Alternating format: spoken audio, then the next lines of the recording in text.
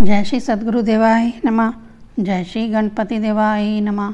ओम नमो भगवते वासुदेवाय नमः।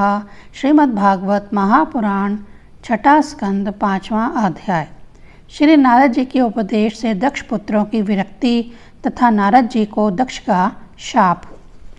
श्री सुखदेव जी कहते हैं, परीक्षित, भगवान के शक्ति संचार से दक्ष प्रजापति परम समर्थ हो गए थे। उन्होंने पंचजन की पुत्री असिक्री से हिरेश्वर नाम के 10,000 पुत्र उत्पन्न किए। राजन, दक्ष के ये सभी पुत्र एक आचरण और एक स्वभाव के थे।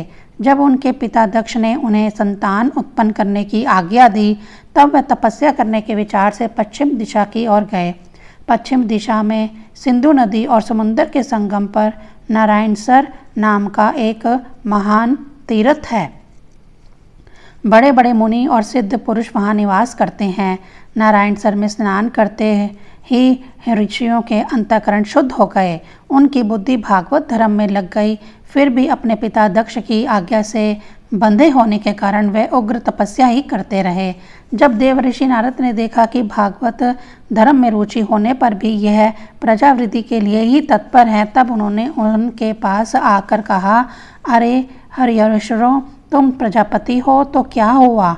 वास्तव में तो तुम लोग मूर्ख ही हो। बतलाओ तो, जब तुम लोगों ने पृथ्वी का अंत ही नहीं देखा, तब सृष्टि कैसे करोगे?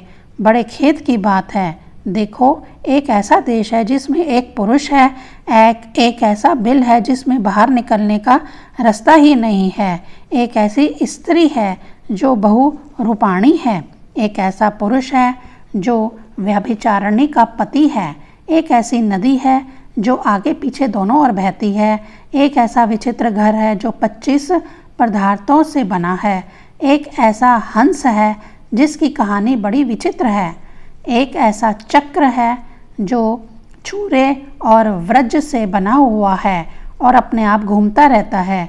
मूर्ख हरिहरेश्वरों, जब तक तुम लोग अपने सर्वज्ञ पिता के उचित आदेश को समझ नहीं लोगे तो इन उपयुक्त वस्तुओं को देख नहीं लोगे, तब तक उनके आज्ञानुसार सृष्टि कैसे कर सकोगे?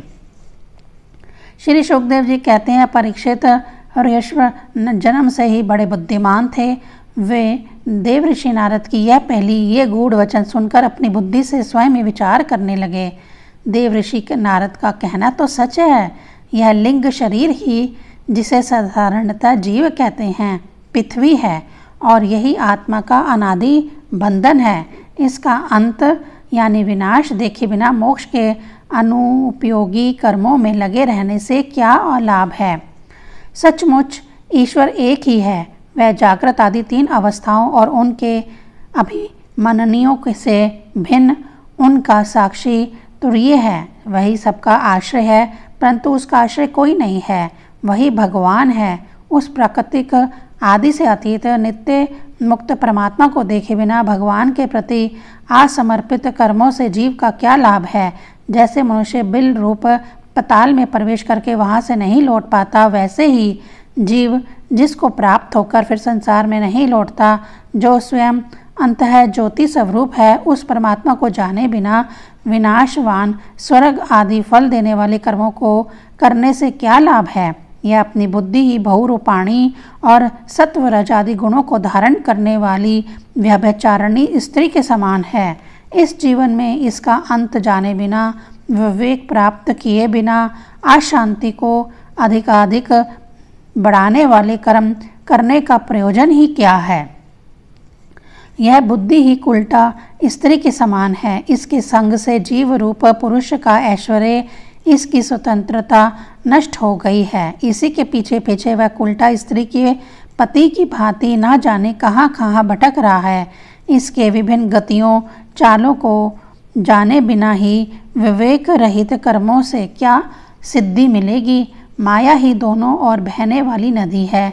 यह सृष्टि भी करती है और प्रलय भी। जो लोग इससे निकलने के लिए तपस्या, विद्या आदि तट का सहारा लेने लगते हैं, उन्हें रोकने के लिए क्रोध, अहंकार आदि के रूप में वह और भी वेग से बहने लगती है। जो पुरुष उसके वेग से विवश एवं अनभिज्ञ है, वह मायकी कर्मों से क्या लाभ उठावेगा? ये 25 तत्व ही एक अद्भुत घर है। पुरुष उनका आश्चर्य में आश्रय है। वही समस्त कार्य कारणात्मक जगत की अधिष्ठाता है। यह बात ना जानकर सच्चा स्वतंत्र प्राप्त किए बिना झूठी स्वतंत्रता से किए जाने वाला कर्म व्यर्थ ही है। भगवान का स्वरूप बतलाने वाला शास्त्र हंस के समान नीर शीर विवेकी है। वह बंधन मोक्ष चेतन और जड़ को अलग अलग करके दिखा देता है।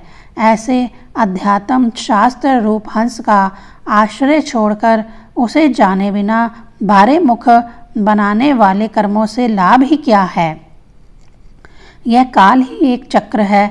यह निरंतर घूमता रहता है। इसकी धार छोरे और वज्र के समान तीखी है और यह सारे जगत को अपनी ओर खींच रहा है।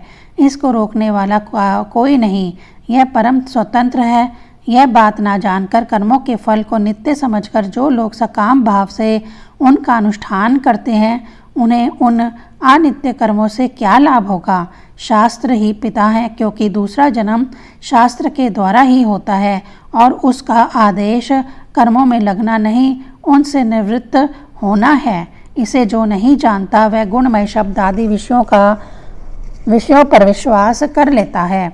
अब वह कर्मों से निवृत्ति होने की आज्ञा का पालन भला कैसे कर सकता है। परीक्षित हर्षवरों ने एक मत से यही निश्चय किया कि नारद जी की परिक्रमा करके वह उस मोक्ष पथ के पथिक बन गए, जिस पर चलकर फिर लौटना नहीं पड़ता। इसके बाद देवऋषि नारद स्वर ब्रह्म में संगीत लहरी में अभिव्यक्त हुए भगवान श्री कृष्णचंद्र के चरण कमलों में अपने चित्त को अखंड रूप से स्थिर करके लोक लोकांतरों में विचरने लगे।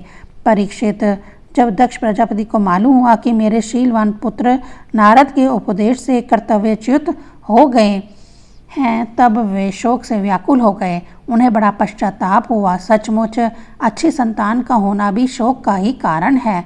ब्रह्मा जी ने दक्ष प्रजापति को बड़ी संतावना दी। तब उन्होंने पंचजन नंदनी असीक्री के गर्भ से 1000 पुत्र और उत्पन्न किए। उनका नाम था शबालाश्व। वह भी अपने पिता दक्ष प्रजापति की आज्ञा पाकर प्रजा सृष्टि के उद्देश्य से तप करने के लिए उसी नारायण सरोवर पर गए, जहाँ जाकर उनके बड़े भाइयों ने सिद्धि प्राप्त की थी। शबालाश्व ने आज वहाँ जाकर उस सरोवर में स्नान किया। स्नान मात्र से ही उनके अंतःकरण के सारे मल धुल गए। अब वह पर ब्रह्म स्वरूप प्रवर्ण का जप करते हुए महान तपस्या में लग गए। कुछ महीनों तक केवल जल और कुछ महीनों तक केवल हवा पीकर ही उन्होंने हम नमस्कार पूर्व ओंकार स्वरूप भगवान नारायण का ध्यान करते हैं, जो विशुद्ध चित्त में निवास करते हैं, सबके अंतर्यामी हैं तथा सर्वव्यापक एवं परमहंस स्वरूप है। मंत्र का अभ्यास करते हुए मंत्र अधिपति भगवान की आराधना की। परीक्षित, इस प्रकार दक्ष के पुत्र शबलाक्ष प्रजा सृष्टि के लिए तपस्या में संलग्न थे। उनके पास भी देवऋषि नारद आए और उन्होंने पहले के समान ही कटु वचन कहे। उन्होंने कहा, दक्ष प्रजापति के पुत्रों, मैं तुम लोगों को जो उपदेश देता हूँ उसे सुनो। तुम लोग तो अपने भाइयों से बड़ा प्रेम करते हो, इसलिए उनके मार्ग का अनुसंधान करो।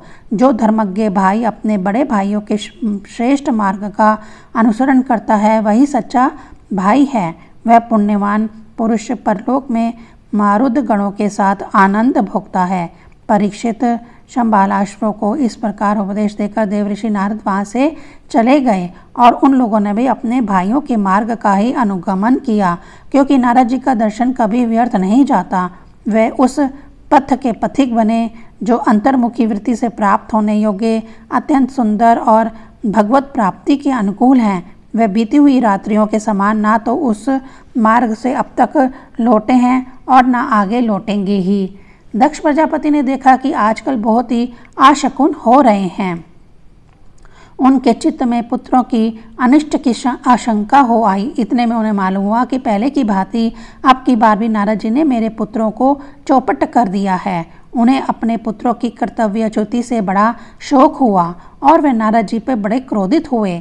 उनके मिलने पर क्रोध के मारे दक्ष प्रजापति के होठ फड़कने लगे और वे आवेश में भरकर नारद जी से बोले। दक्ष प्रजापति ने कहा, ओ दुष्ट, तूने झूठ मूठ साधुओं का बाना पहन रखा है।